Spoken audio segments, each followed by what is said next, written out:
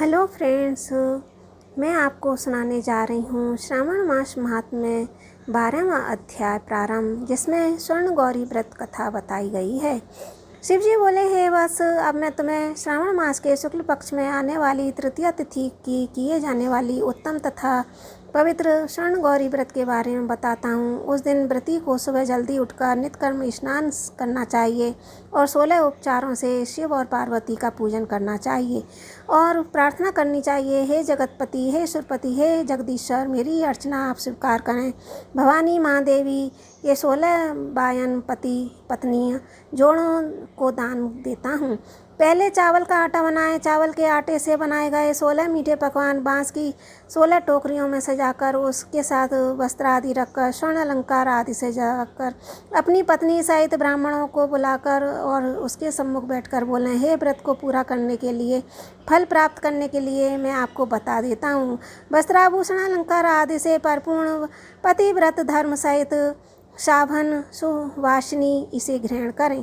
इस प्रकार 1 वर्ष, 4 वर्ष, 8 वर्ष और 16 वर्ष तक यह व्रत करें। उसके पश्चात पूजा पूरी करने के बाद उद्यापन करें तथा सुनने के बाद महर्षि व्यास की पूजा करें। सनत कुमार ने शिव से पूछा, हे प्रभु, पहले यह व्रत किसने किया, इसका महात्म्य क्या है, आप मुझे बतलाइए। शिव जी बोले, हे बस यह स्वर्ण गौरी व्रत पृथ्वी के समस्त प्राणियों को धन दान से भरपूर करने वाला, धन संपदा का स्वामी बना देता है। पुरातन काल में सरस्वती के तट पर बसी सुबिला नगरी में चंद्रप्रभा नरेश नाम का शासन था। वह अतुल धन संपदा का स्वामी अति बलशाली था। उसकी 2 अति रूपवान रानियां थीं। उनके नाम महादेवी और विशाला थे। बड़ी रानी महादेवी को नरेश अधिक चाहते थे।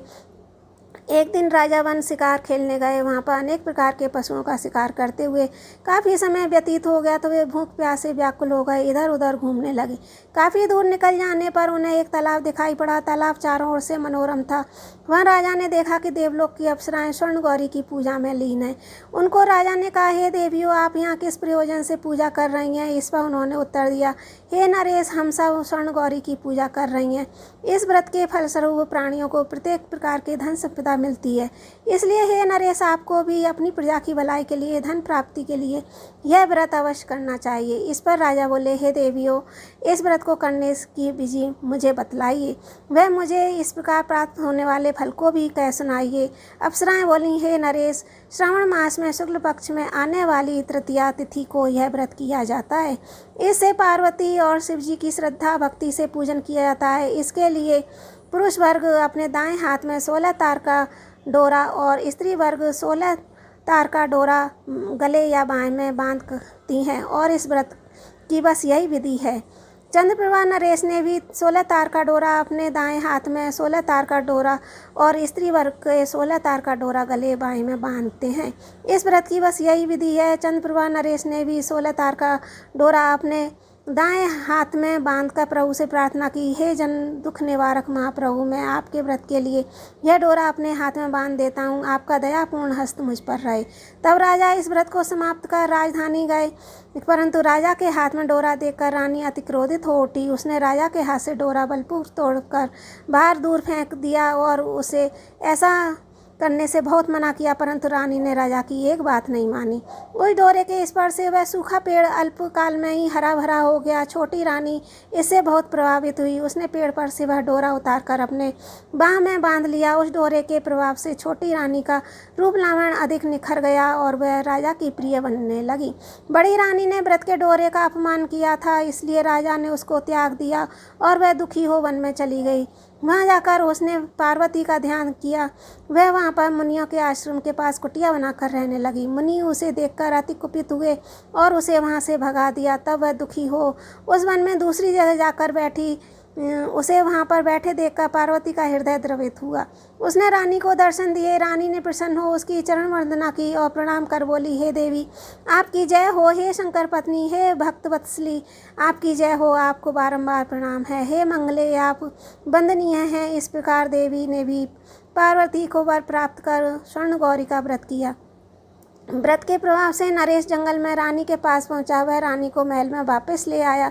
माँ देवी के स्वर्ण गौरी के व्रत के प्रभाव से राजा तथा दोनों रानियां समस्त मनोकामनाएं पूरी हो गईं। उस तीनों ने समस्त रिद्धि सिद्धियों का उपयोग किया और मरणोपरांत राजा अपनी रानियों सहित शिवलोक को चला गया। शिव बोले, हे पुत्र, इस प्रकार जो भी प्राणी स्वर्ण गौरी का नियमानुसार व्रत करता है वह मुझे तथा पार्वती को अति प्रिय है। भूलोक पर लक्ष्मी की वर्षा होती है और समस्त दुश्मनों का विनाश होता है। अंतकाल में वह भवबंधन से मुक्त हो जाता है और शिव धाम को जाता है। शिव जी की ने कहा, हे वत्स, अब आप दत्तचित्त हो उद्यापन की विधि सुनो। शुभ तिथि, शुभ वार, चंद्रबल, ताराबल होने पर मंडप में अष्टपत्र कमल पर अनाज के परिपूर्ण कलश रखकर उस पर तांबे का पात्र 16 फल रखे हों। उस पर एक बड़ा पात्र रखें जो तिल से परिपूर्ण हो। उसके ऊपर शिव पार्वती की प्रतिमा रखें। उनके साथ 2 सफ़ेद वस्त्र यज्ञोपवीत भी रखें। विधि अनुसार वेद मंत्रों से पूजा करें। रात्रि जागरण भी करें। दूसरे दिन गृह होम तथा अधान होम करें। तब 1000 तथा 100 आहुतियाँ दें जो मिश्रित तिल को घी में मिलाकर बनी हो। आचार का पूजन करके उसे वस्त्र, आभूषण, गौ आदि दान दें। तब 16 वायना दान करके ब्राह्मणों को भी भोजन कराएं।